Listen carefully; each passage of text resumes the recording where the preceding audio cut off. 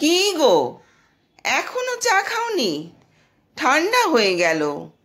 সেই কখন দিয়ে গেছি, এখনো খবরের কাগজে মুখ গুজে বসে আছো। কদিন আগে বাজারে গিয়ে রাস্তায় পড়ে গিয়েছিলে, এখনো পাটা ফুলে আছে। এবার কি চোখটাও খারাপ করবে? এই বৃদ্ধ বয়সে আমাকে তো দৌড়ঝাঁপ করতে হবে। ডাক্তারবাবু বললেন ব্যায়াম করতে, সেটাও করছো না। কি চাইছো তুমি বলো তো? জামা কাপড় ভাঁজ করতে করতে কথাগুলো স্বামী বিবেকবাবুর উদ্দেশ্যে বললেন লতা দেবী। বিবেকবাবু বললেন, এখন আমাদের দিনগত পাপক্ষয়। তুমি তো সারাদিন রান্নার ঘরের কাজ কর্ম আর টিভি দেখে সময় কাটিয়ে দাও। আমার আবার টিভি দেখতে ভালো লাগে না, দেখে মনে হয় গৃহযুদ্ধ লেগেছে। কি শিখবে ওই বোকা বাক্স দেখে? লতা দেবী বললেন, তা তোমার ওই খবরের কাগজেই বা কি ভালো খবর থাকে শুনি? শুধু খুন, জখম আর রাজনীতি। রাজনীতি তো আজকাল দুর্নীতিতে পরিণত হয়েছে। সব শেষ হয়ে গেল। ভালোই ছিল চাকরির জীবনটা।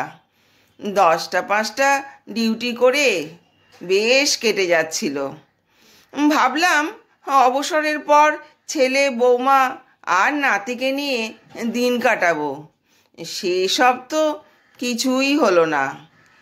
এই বলে হাতে চায়ের কাপ নিয়ে আস্তে আস্তে বারান্দার চলে গেলেন। বাড়ির সামনে কিছুটা ফাঁকা জায়গায় রং বেরঙের কিছু ফুলের গাছ লাগানো রয়েছে। প্রকৃতির ঋতু পরিবর্তনের ছোঁয়া লেগে ফুলগুলোতেও নতুন প্রাণ এসেছে। কিন্তু এই বয়সে মনটা যেন নিষ্প্রাণ হয়ে যাচ্ছে। স্বপ্ন ছিল একমাত্র ছেলে বিদ্যুৎকে নিয়ে। বেশ মেধাবী ছিল ছোটবেলা থেকে। শহরের এক নামকরা স্কুলে পড়াশোনা করত। উচ্চ মাধ্যমিকে দুর্দান্ত ফলাফল করায় ইঞ্জিনিয়ারিং নিয়ে পড়াশোনা করলো এক নামকরা বিশ্ববিদ্যালয়। ক্যাম্পাসিংয়ে চাকরিও পেল পুনের এক নামকরা তথ্য প্রযুক্তি সংস্থাতে। বিবেকবাবু অবসরের পর একটু নিরিবিলি জীবন কাটাবেন বলে শান্তিনিকেতনে স্বপ্নের বাড়ি তৈরি করলেন।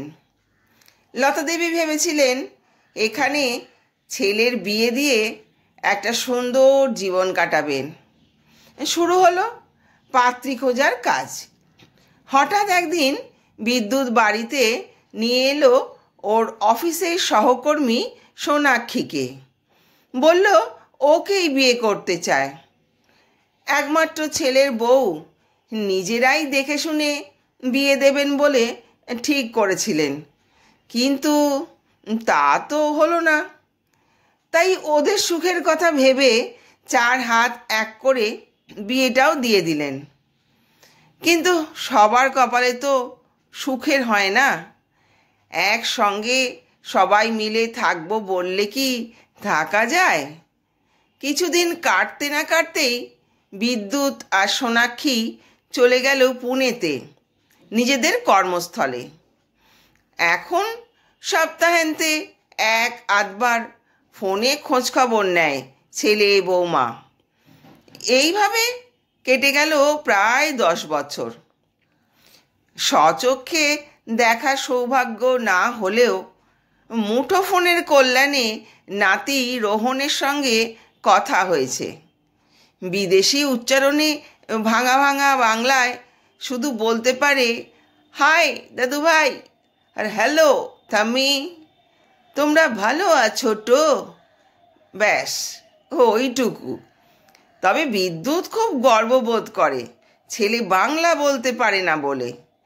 মাঝে মাঝে বিদ্যুৎ মা বাবাকে বলে, কেন যে তোমরা এখানে চলে আসো না কে জানে।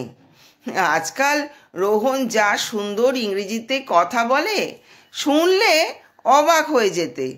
বাংলা তো বলতেই পারে না, আর বাংলা বলে কি লাভ? জীবনে প্রতিষ্ঠিত হতে গেলে ইংরেজি ছাড়া কোনো উপায় নেই। তোমাদের ওদিকে মনে হয় আর ফিরবো না। কথাগুলো শুনে বিবেকবাবুর চোখ ফেটে জল আসে।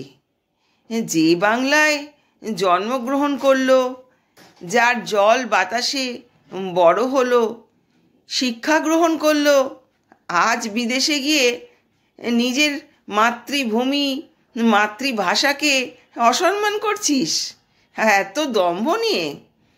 সত্যি বাবা হয়ে তোকে প্রকৃত শিক্ষাটাই দিতে পারলাম না। আমাদের এই বাংলা ভাষা, বাংলা সংস্কৃতি টিকিয়ে রাখার জন্য কত লড়াই করতে হয়েছে, তা আজকের প্রজন্মের কাছে অজানাই রয়ে যাবে। সেগুলো শুধু ইতিহাস হয়ে থাকবে। এই ভেবে দু চোখ দিয়ে জল নেমে আসে। এইভাবে দিনগুলো কাটতে থাকে। একটা দিন যেন একটা বছর মনে হয়। একদিন বিকেলে বিবেকবাবু আর লতা দেবী বারান্দায় বসে চা খাচ্ছেন। দেখতে পেলেন একজন ভদ্রলোক একটা বাচ্চা ছেলেকে সঙ্গে নিয়ে ওনাদের সদর দরজায় দাঁড়িয়ে কিছু বলছে। বিবেকবাবু চেয়ার থেকে উঠে দাঁড়িয়ে বললেন, কাকে খুঁজছেন? মেসোমশাই, একটু দরজাটা খুলবেন, আমি তাপস। কে তাপস? লতা দেবী বললেন, তুমি এখান থেকে বুঝতে পারবে না, নিচে গিয়ে দেখো একবার, চেনা পরিচিত কেউ হবে। বিবেকবাবু সদর দরজা খুলতেই টপ করে ভদ্রলোক বিবেকবাবুকে পায়ে হাত দিয়ে প্রণাম করল। সঙ্গে থাকা বাচ্চাটাও একটা প্রণাম করে নিল। বাবা, তোমরা কে? আমি তো ঠিক চিনতে পারছি না। মেসোমশাই, আমি তাপস, বিদ্যুতের বন্ধু। আপনাদের বাড়িতে কত এসেছি। বলতে বলতে লতা দেবী দরজার সামনে চলে এসেছেন। বললেন, তোমাকে খানিকটা চেনা চেনা লাগছে বাবা। হ্যাঁ মাসিমা, আমি তাপস। আপনি আমাকে লুইচা বলে ডাকতেন। আপনার বাড়ি আসলেই লুচি খাওয়ার জন্য বায়না করতাম, মনে পড়ে? ও, এসো এসো, ওপরে এসো। এটা তোমার ছেলে নিশ্চয়ই? হ্যাঁ মাসিমা, ওর নাম তন্ময়। বিবেকবাবু বললেন, তাপস, তুমি তো ইউকেতে চাকরি করছিলে। চিনতে না পারলেও তোমার কথা মাঝে মাঝে ছেলের কাছে শুনতাম। তাহলে ফিরলে কবে? যারা যারা বিদেশে যায় তারা তো দেশে আর ফেরে না, যেমন আমাদের বিদ্যুৎ। তাপস বলল, আমি ফিরে এলাম। ওখানে ভালো লাগছিল না, বিশেষ করে ওখানকার পরিবেশ। তাছাড়া এই বাংলার মতো ভালোবাসা কোথায় পাবো বলুন তো? সব অনুভূতি কি টাকা দিয়ে বিচার হয়? মেসোমশাই, আজ আমি একটা দাবি নিয়ে এসেছি। তন্ময়কে বাংলা পড়ানোর দায়িত্বটা আপনাকে নিতে হবে। আপনি আমাকে বাংলা ব্যাকরণ যেভাবে শিখিয়েছিলেন তা আমার মাথার মধ্যে আজও গেঁথে আছে। ভুলতে চাইলেও ভুলতে পারবো না। বিবেকবাবু বললেন, সে কি, আজকাল তো সবাই বিদেশি ভাষা শেখে, বাংলা আবার কেউ শেখে নাকি? তুই আবার ছেলেকে বাংলা শেখাতে চাস? এখন মনে হচ্ছে সত্যি আমি তোকে যেটুকু পড়িয়েছিলাম বৃথা যায়নি রে।